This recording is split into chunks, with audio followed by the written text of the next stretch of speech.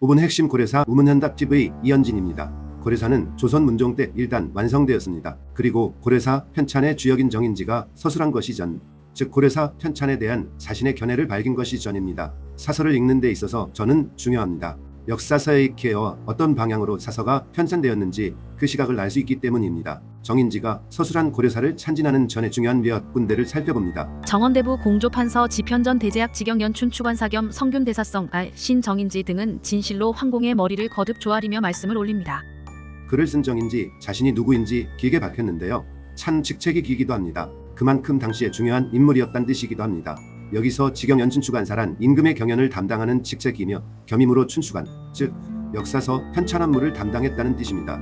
공자가 편찬했다는 자서 춘추로 인해 춘추 전국시대라는 구분이 생겼고, 춘추는 역사서를 상징하는 단어가 되었습니다. 관우의 사당에 가면 관우가 손에 들고 있는 책이 춘추라는 역사서입니다. 여기서 지라는 단어는 안다라는 뜻 외에도 맡기고 다스린다는 뜻이 있습니다. 천자문으로 판문 공부하는 문제점은 하늘천, 땅지처럼 한 단어에 한 뜻만 있는 걸로 외우게 된다는 것입니다. 그러나 한자는 한 글자에도 여러 의미를 포함하고 있습니다. 도의 일을 맡아 다스리는 사람이 도지사인 것처럼 지혜는 맡기고 다스린다라는 의미도 있습니다. 그윽이 듣건대 도끼 자루를 새로 만들 때는 헌 도끼 자루를 보고 그것을 본받으며 뒤에 가는 수레는 앞에 가는 수레를 거울 삼아 이를 조심한다고 합니다. 대개 이미 지나간 나라의 흥망성쇠는 진실로 장래의 감계로 삼아야 할 것이기에 이에 한 편의 사설을 엮어서 감히 주상전하께 올립니다. 감계라는 표현에는 역사란 거울 감처럼 비춰본다는 뜻이 있습니다. 역사란 과거를 비추어서 현재를 보고 그것을 교훈으로 삼는 것입니다. 그래서 역사서에는 동국풍관처럼 거울 감자를 많이 사용합니다. 왕씨의 조응은 태봉으로부터 일어나 신라의 항복을 받고 후백제를 멸망시켜 사만을 합하여 한 집으로 만들었으며, 태봉은 현재의 철원지역으로 궁예가 901년 세운 나라를 통치하는 표현입니다. 궁예는 몇 차례 국호를 바꿨지만 918년 왕건이 역성혁명으로 궁예를 끌어내린 후 고려로 이름을 되돌렸습니다. 광묘, 광종가 직접 시험장에 나아가서 선비를 시험보아 유학의 기풍을 점차 일으켰으며, 고려, 광종은 후주 사람 쌍기를 데려다가 과거제를 시행했습니다. 고려는 지방호 쪽의 연합정권으로 출발했기 때문에 왕 중심의 중앙집권으로 왕권 강화를 하기 위한 목적이었습니다. 시간이 지나면서 부정행위가 많아졌다는 치료성에도 불구하고 과거제는 흑수저가 관료가 될 수 있는 길을 열어준 혁신적인 제도였습니다. 선양 목종이 나라를 잘 다스리지 못하여 국운이 거의 기울어졌지만 현재 현종이 중흥의 공을 이루어 종묘와 사직이 다시금 안정을 되찾았으며, 선양이나 현재 문천은 시호입니다. 목종은 강조에 의해 뒤통수를 맞고 폐위당했고 그 뒤를 현종이 이었습니다. 이 과정은 최근 고려거란 전쟁이란 드라마를 통해 잘 묘사되었습니다. 그러나 후손들이 혼미하여 권신이 정권을 멋대로 하면서 군병을 끌어안고 왕위를 노리게 되었으니, 인묘, 인종 때 이것이 한번 벌어지자 의종 때에 이르러서는 이러한 일들이 익숙해져 버렸습니다. 간악한 권신들이 번갈아가며 세력을 잡고서 임금을 안치기를 바둑이나 장기 두듯이 하였으며, 고려 무신정권의 발화와 왕권이 쇠약했음을 의미합니다.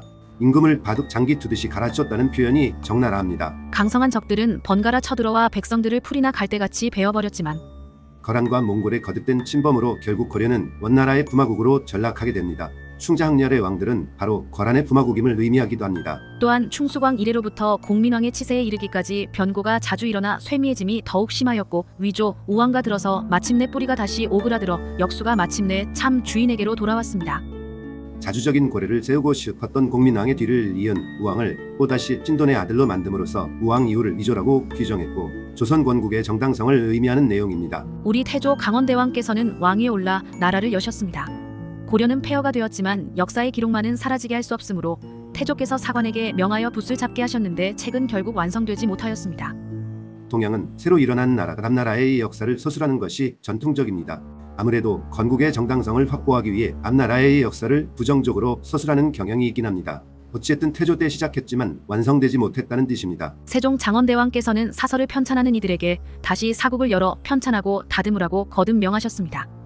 태조 때 완성을 못하고 세종 때 다시 고려사 편찬을 시작했다는 뜻입니다. 편년체는 본기, 열전, 연표, 지와는 달리 사실을 기록함에 그 본말과 시종을 다 씻지 못하기 때문에 역사서 서술은 크게 기전제와 편현체로 구분됩니다. 조선왕조실록 같이 연대순으로 서술한 것을 흔히 편현체라 하고, 사마천의 사기처럼 본기, 열전 등으로 서술하는 것을 기전체라고 한다. 둘 다 장단점이 있지만 편현체가 한 내용을 다 담을 수 없어서 고려사는 기전체로 서술했다고 설명하고 있습니다. 본기라는 말을 피하여 세가라고 한 것은 명분의 중요함을 보이려는 까닭이며, 위왕 신씨를 열전으로 내린 것은 그들이 참남하게도 왕위를 도적질한 것을 엄격히 징벌하려는 까닭입니다. 고려 우왕은 조선의 창업과도 연결되어 있어 늘상 부정적으로 서술하고 있습니다. 우왕이 임금이니 세가에 넣어야 하는데 열전으로 한 단계 내려 서술했다고 합니다. 사적은 다 상세히 밝히는데 힘썼으며 빠지거나 틀린 것은 반드시 고쳐 바로잡기를 기약하였습니다. 역사서 서술에서 고서 바로잡는다는 것은 당대의 정치 세력의 입김이 작용할 가능성이 있습니다. 조선은 기록을 수정을 하게 되면 앞에 기록을 지우지 않고 수정실록이라고 해서 고치기 전과 고친 후 두 가지를 다 남겨놓음으로써 후대의 평가를 맡겨놓기도 했습니다. 애통하게도 찬술이 미처 끝나기 전에 임금께서 돌아가시니 세종대의 진행에서 마무리는 문종대의 완성했다는 것입니다. 그러나 고려사는 방대하고 복잡해서 임금이 읽기 쉽도록 간략하게 정리한 고려사 자료를 추가로 편찬하기도 했습니다. 전대의 유적을 상고하여 겨우 필삭의 공정함을 남겼고 뒷사람들에게 밝은 거울을 걸어놓아 선악의 참모습이 묻히지 않기를 기약합니다.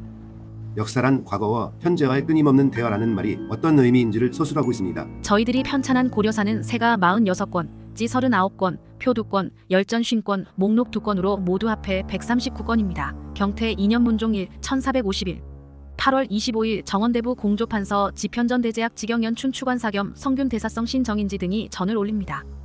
이제 고려의 역사를 들여다보므로 조선의 가진 시각을 넓혀보고자 합니다. 고려사를 주요 사건을 중심으로 5분씩 정리해 가도록 하겠습니다. 5분 핵심 고려사는 매주 1, 2회씩 업데이트합니다.